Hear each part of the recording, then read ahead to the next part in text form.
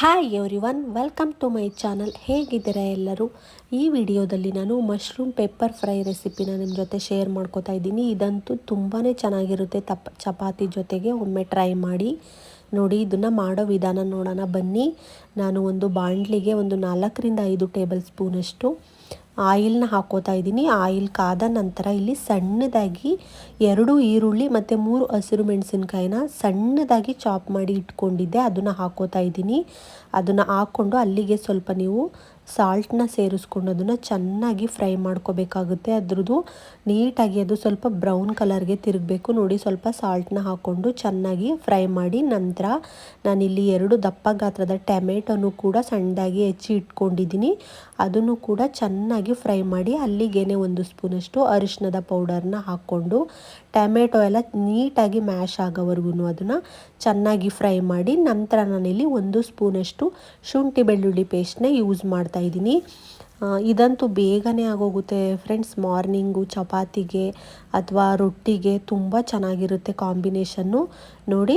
ಶುಂಠಿ ಬೆಳ್ಳುಳ್ಳಿ ಪೇಸ್ಟ್ ಹಾಕಿದ ನಂತರ ಲಿಡ್ನ ಕ್ಲೋಸ್ ಮಾಡಿ 1-2 ನಿಮಿಷ ಬೇಯಿಸಿ ನಾನಿಲ್ಲಿ ಸ್ವಲ್ಪ ಇದು ಬೆಣ್ಣೆನ ಬಳಸಿದ್ದೀನಿ. ಬೆಣ್ಣೆನ ಹಾಕೋದ್ರಿಂದ ಮಶ್ರೂಮ್ ಪೆಪ್ಪರ್ ಫ್ರೈ ಎಕ್ಸ್ಟ್ರಾ ಟೇಸ್ಟೇ ಬರುತ್ತೆ ಅಂತಲೇ ಹೇಳ್ಬೋದು. ಅದನ್ನೆಲ್ಲ ಹಾಕಿ ಚೆನ್ನಾಗಿ ಫ್ರೈ ಮಾಡಿದ ನಂತರ ನಾನಿಲ್ಲಿ ಅರ್ಧ kg ಮಶ್ರೂಮ್ನ ಚೆನ್ನಾಗಿ ಅದನ್ನೆಲ್ಲ ನೀಟಾಗಿ ವಾಶ್ ಮಾಡಿ ಸ್ವಲ್ಪ ಸಣ್ಣ ಸಣ್ಣ ಗಾತ್ರದಲ್ಲಿ ಅದನ್ನು ಕಟ್ ಮಾಡಿ ಇಟ್ಕೊಂಡಿದ್ದೆ. ಅದನ್ನು ಹಾಕ್ಕೊಂಡು ಚೆನ್ನಾಗಿ ನೀವು ಫ್ರೈ ಮಾಡಬೇಕಾಗುತ್ತೆ. ಮಶ್ರೂಮಲ್ಲಿರೋ ನೀರಿನಂಶ ಎಲ್ಲ ಅದನ್ನು ತೊಳೆದಿರ್ತೀವಿ ನೋಡಿ, ಆವಾಗ ಅದರೊಳಗಡೆ ನೀರಿನಂಶ ಎಲ್ಲ ಇರುತ್ತಲ್ಲ ಅದೆಲ್ಲ ನೀಟಾಗಿ ಬಿಟ್ಕೊಳ್ಳೋವರೆಗೂ ಲಿಡ್ಡನ್ನ ಕ್ಲೋಸ್ ಮಾಡಿ ಮತ್ತೆ ಅದನ್ನು ಲಿಡ್ನ ತೆಗೆದು ಸ್ವಲ್ಪ ಇನ್ನೊಂದು ಸಲ ಅದನ್ನು ನೀಟಾಗಿ ಮಿಕ್ಸ್ ಮಾಡಿಬಿಟ್ಟು ಮತ್ತೆ ಲಿಡ್ಡನ್ನ ಕ್ಲೋಸ್ ಮಾಡಿ ಇನ್ನೊಂದು 2-3 ನಿಮಿಷ ಚೆನ್ನಾಗಿ ಬೇಯಿಸ್ಕೊಳ್ಳಿ ನೋಡಿ. ಅದರಲ್ಲಿರೋ ನೀರಿನಂಶ ಎಲ್ಲ ಚೆನ್ನಾಗಿ ಬಿಟ್ಕೊಂಡು ಸ್ವಲ್ಪ ಬೆಂದಿದೆ ಮಶ್ರೂಮು. ನಾನು ಈ ಟೈಮ್ನಲ್ಲಿ ಇವಾಗ 2 ಸ್ಪೂನಷ್ಟು ಅಚ್ಚ ಖಾರದ ಪುಡಿನ ಹಾಕೋತಾ ಇದ್ದೀನಿ ಖಾರಕ್ಕೋಸ್ಕರ, ಮತ್ತು 2 ಸ್ಪೂನಷ್ಟು ಗರಂ ಮಸಾಲಾನ ಹಾಕೋತಾ ಇದ್ದೀನಿ ನೋಡಿ. 2 ಸ್ಪೂನಷ್ಟು ಗರಂ ಮಸಾಲ ಮತ್ತು 2 ಸ್ಪೂನಷ್ಟು ಧನಿಯಾ ಪೌಡರ್ನ ಹಾಕೋತೀನಿ. ಇದನ್ನೆಲ್ಲ ಹಾಕ್ಕೊಂಡು ಧನಿಯಾ ಪೌಡರ್ನ ಹಾಕ್ಕೊಂಡು ಚೆನ್ನಾಗಿ ನೀವು ಮಿಕ್ಸ್ ಮಾಡಿ ಅದರಲ್ಲಿರೋ ಹಸಿ ವಾಸನೆ ಎಲ್ಲ ಹೋಗೋವರೆಗೂ ಚೆನ್ನಾಗಿ ಮಸಾಲೆನಲ್ಲಿರೋ ಸ್ಮೆಲ್ಲೆಲ್ಲ ಹೋಗಬೇಕು. ಅಲ್ಲಿವರೆಗೂ ಅದನ್ನು ನೋಡಿ ಚೆನ್ನಾಗಿ ಈ ಥರ ನೀಟಾಗಿ ಎಲ್ಲನೂ ಮಿಕ್ಸ್ ಮಾಡಿಬಿಟ್ಟು ಲಿಡ್ಡನ್ನ ಕ್ಲೋಸ್ ಮಾಡಿಬಿಟ್ಟು ಇನ್ನು 2-3 ನಿಮಿಷ ನೀವು ಚೆನ್ನಾಗಿ ಅದನ್ನು ಬೇಯಿಸ್ಕೊಂಡ್ರೆ ಒಳ್ಳೆ ಸೂಪರಾಗಿ ಬೆಂದೋಗಿರುತ್ತೆ ನೋಡಿ. ಅದರಲ್ಲಿರೋ ನೀರಿನಂಶ ಎಲ್ಲ ಕ್ಲಿಯರಾಗಿ ಆಲ್ಮೋಸ್ಟ್ ಎಲ್ಲ ಡ್ರೈ ಆಗಿದೆ ನೋಡಿ. ಎಷ್ಟು ಚೆನ್ನಾಗಿದೆ, ಎಷ್ಟು ಸಖತ್ತಾಗಿರುತ್ತೆ ಗೊತ್ತಾ ಫ್ರೆಂಡ್ಸ್. ಇದಂತೂ same chicken pepper fry, chicken pepper dry ತಿನ್ನೋ ಥರನೇ ಇರುತ್ತೆ. ಈ ಟೈಮ್ನಲ್ಲಿ ನಾನಿಲ್ಲಿ 1.5 ಸ್ಪೂನಷ್ಟು ಸೋಯಾ ಸಾಸ್ನ ಯೂಸ್ ಮಾಡ್ಕೋತಾ ಇದ್ದೀನಿ ನೋಡಿ. 1.5 ಸ್ಪೂನಷ್ಟು ಸೋಯಾ ಸಾಸ್ನ ಹಾಕ್ಕೊಂಡಿದ್ದೀನಿ.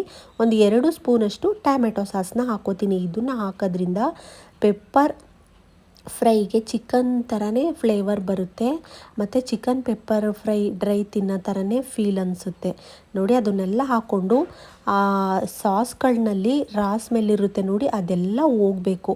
ಅಲ್ಲಿವರೆಗೂ ಚೆನ್ನಾಗಿ ಅದನ್ನು ಫ್ರೈ ಮಾಡಿ ನಾನು ಈ ಟೈಮ್ನಲ್ಲಿ ಒಂದು ಅರ್ಧ ಸ್ಪೂನಷ್ಟು ಪೆಪ್ಪರ್ ಪೌಡರ್ನ ಹಾಕೋತಾ ಇದ್ದೀನಿ ನೋಡಿ.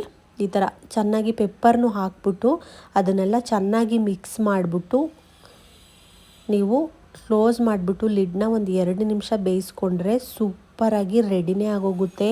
ಚಪಾತಿ ಜೊತೆಗಂತೂ ಸಖತ್ತಾಗಿರುತ್ತೆ ಇದಂತೂ ನೋಡಿ. ಲಾಸ್ಟಲ್ಲಿ ನಾನು ಸ್ವಲ್ಪ ಕೊತ್ತಂಬರಿ ಸೊಪ್ಪನ್ನ ಹಾಕ್ಕೊಂಡು ಅದನ್ನೆಲ್ಲ ಮಿಕ್ಸ್ ಮಾಡಿದ್ರೆ ನಮ್ಮ ಮಶ್ರೂಮ್ ಪೆಪ್ಪರ್ ಫ್ರೈ ರೆಡಿನೇ ಆಗೋಗುತ್ತೆ. ನಾನು ಇದ್ರ ಜೊತೆ ಚಪಾತಿನ ಮಾಡ್ಕೊಂಡಿದ್ದೆ, ಸಖತ್ತಾಗಿ ಬಂದಿತ್ತು. ನೀವು ಒಮ್ಮೆ ಟ್ರೈ ಮಾಡಿ. ಈ ವಿಡಿಯೋ ನಿಮಗೆ ಇಷ್ಟ ಆದರೆ ಒಂದು ಲೈಕ್ ಮಾಡಿ, ಶೇರ್ ಮಾಡಿ, ಸಬ್ಸ್ಕ್ರೈಬ್ ಮಾಡಿ. Thank you. ಮುಂದಿನ ವಿಡಿಯೋದಲ್ಲಿ ಸಿಗೋಣ. ಬಾಯ್ ಬಾಯ್.